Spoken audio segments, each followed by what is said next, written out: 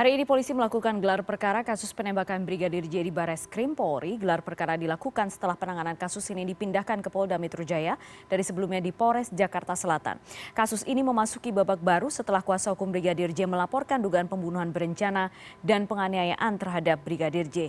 Dugaan ini muncul setelah keluarga menemukan kejanggalan luka-luka di tubuh Brigadir J. Yang terbaru adalah ditemukan luka bekas jeratan di bagian leher dan disampaikan langsung oleh kuasa hukum. Dan informasi terbaru yang kami terima adalah autopsi ulang yang diminta oleh keluarga disetujui oleh polisi. Kita bahas kembali kasus ini bersama kriminolog dari Diponegoro Center for Criminal Law atau Dekrim IKFH Universitas Diponegoro. Ada Bapak Leopold Sudaryono. Pak Leopold Sudaryono. Pak Leo, selamat malam. Terima kasih atas waktu Anda. Selamat malam Mbak Putri. Pak Leopold, Anda menyaksikan kami baru saja mendapatkan informasi dari tim kami di lapangan bahwa polisi melalui Ketua Kompolnas Benny Mamoto mengatakan bahwa autopsi ulang disetujui oleh polisi. Apa artinya langkah ini bagi pengungkapan kasus, Pak Leo sebenarnya? Saya kira ini langkah konsekuensi yang sangat logis dan kita harus apresiasi kesediaan Kapolri ya. Pertama dengan membentuk tim khusus, kemudian menonaktifkan Bapak Sambo, lalu yang ketiga dengan menyetujui otopsi ulang. Kenapa? Karena dalam kejahatan yang mengakibatkan hilangnya nyawa, visum itu jadi alat bukti utama. Jadi bukan pengakuan saksi, bukan pengakuan dari terduga pelaku, tapi visum, karena tubuh jenazah itu adalah primary locus delicti. Jadi inilah yang kemudian menjadi sumber alat bukti utama dalam pengungkapan kasus. Ini yang pertama. Lalu yang kedua, kenapa otopsi ulang juga jadi penting? Karena otopsi yang pertama itu dilakukan dalam kondisi yang tertutup dan kemudian bertentangan dengan prinsip akuntabilitas acara pidana. Semestinya bagaimana, Pak Leo?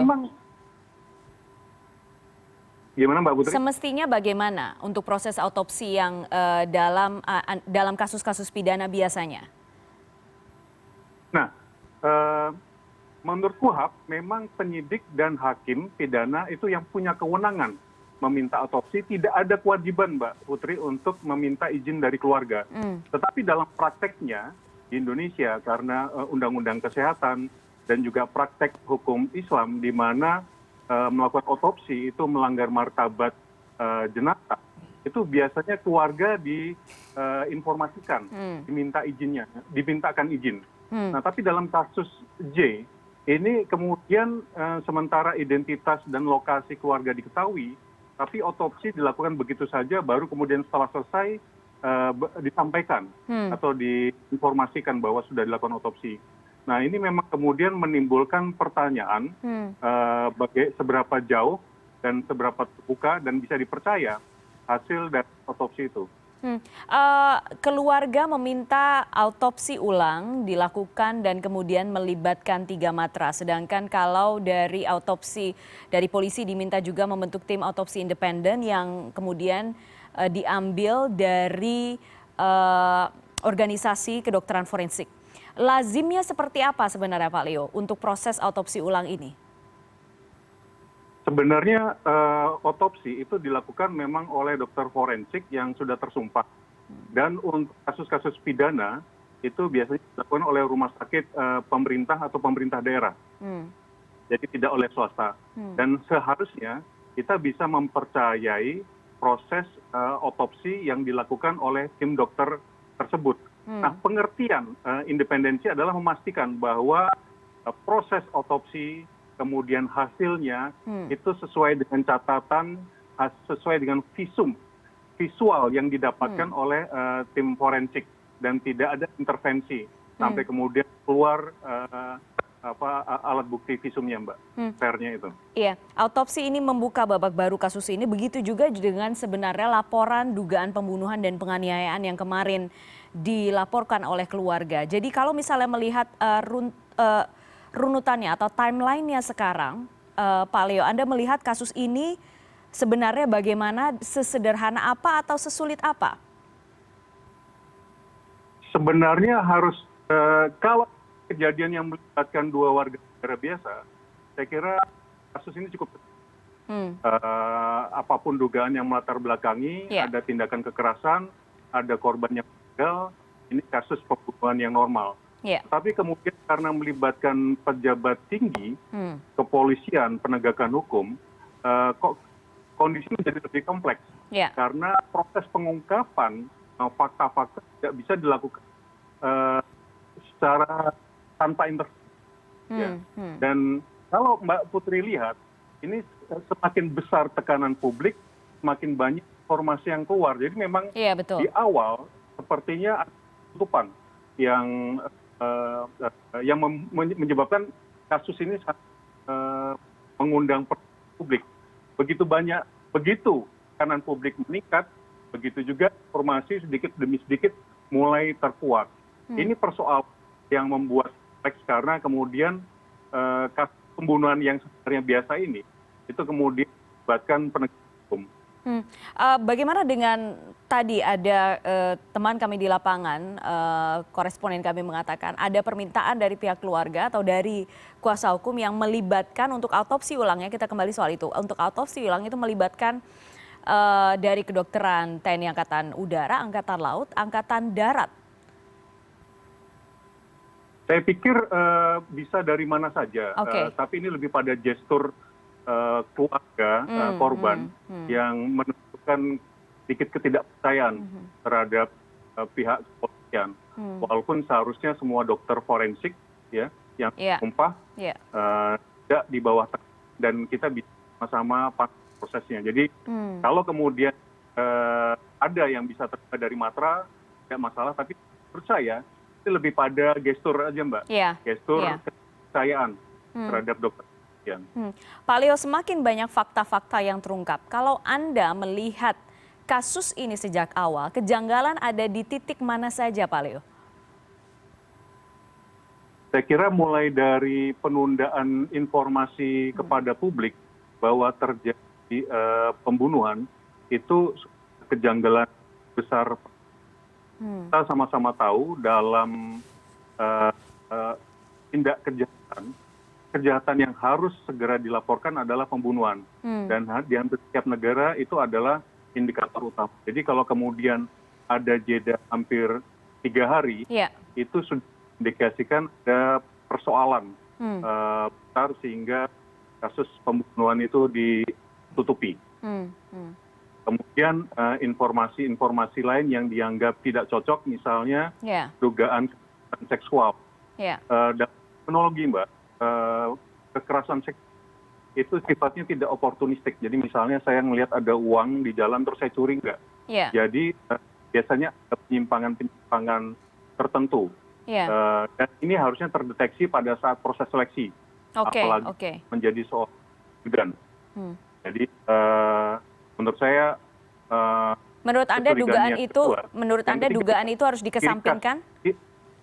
Persoalan utama dengan kekerasan dengan pelecehan seksual adalah itu terjadi antara pelaku yang punya relasi kuasa yang lebih dominan terhadap korban yang lebih rentan, misalnya otoritas pendidikan atau yang lain. Nah ini unsur ini tidak. Oke. Jadi menurut Anda hal itu perlu dikesampingkan? Dugaan itu? Saya kira harus diselidiki ulang, Mbak. Karena kuasa hukum keluarga sudah meminta dugaan atau laporan soal pelecehan seksual yang sebelumnya sempat dilaporkan oleh istri Kadif Propam itu diminta untuk dilakukan SP3. Apakah itu mungkin dilakukan SP3 atas kasus itu karena mengatakan pelaku kemudian terduga pelaku sudah meninggal dunia? Iya Mbak, pada kasus-kasus di mana terduga atau tersangka kemudian meninggal dunia memang kasus harus dihentikan, di SP3 kan. Seperti itu. Jadi ini kan asumsinya sudah ada cukup bukti yang kemudian menyatakan memang benar ada pelecehan. Iya, Pak Leo, kalau misalnya bukan itu, jadi kalau misalnya Anda melihat dari lini masa yang selama ini terbangun, apakah Anda sudah bisa mereka atau melihat kasus ini awal mulanya di mana, kemudian melihat ujungnya sampai kemana?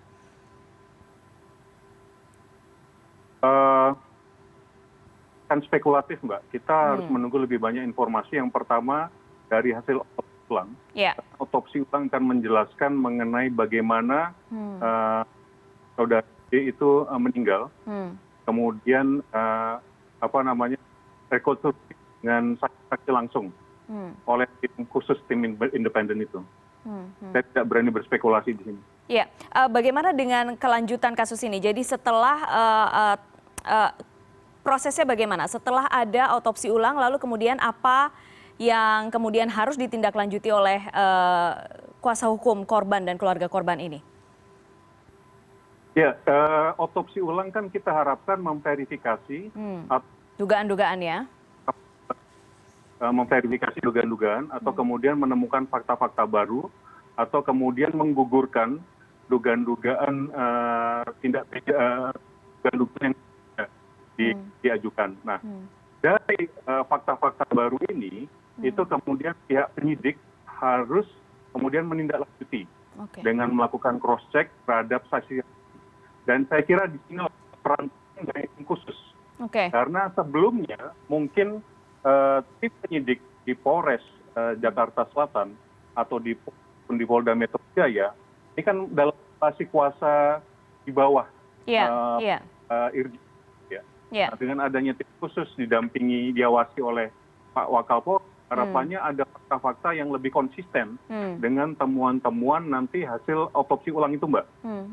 Sehingga pengembangan kasus bisa menjadi lebih objektif, tidak di bawah tekanan atau rasa ewuh-pekewuh dengan pimpinan.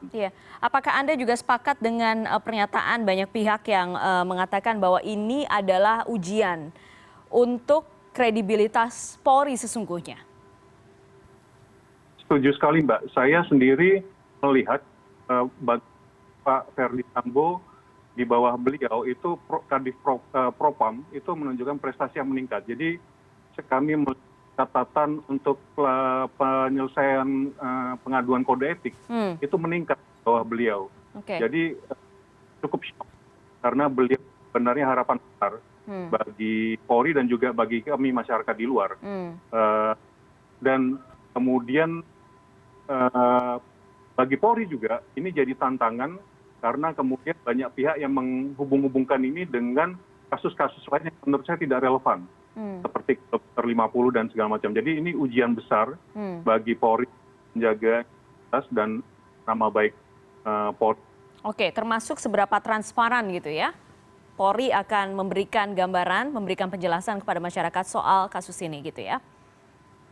Betul. Baik. Baik, Pak Leo, terima kasih banyak atas waktu Anda malam hari ini. Kita akan terus menunggu bagaimana perkembangan kasus ini, terutama ada babak baru, langkah terbaru yaitu autopsi ulang yang sudah disetujui oleh polisi. Terima kasih banyak Bapak Leopold Sudaryono, kriminolog dari Dekrim IKFH Universitas Diponegoro.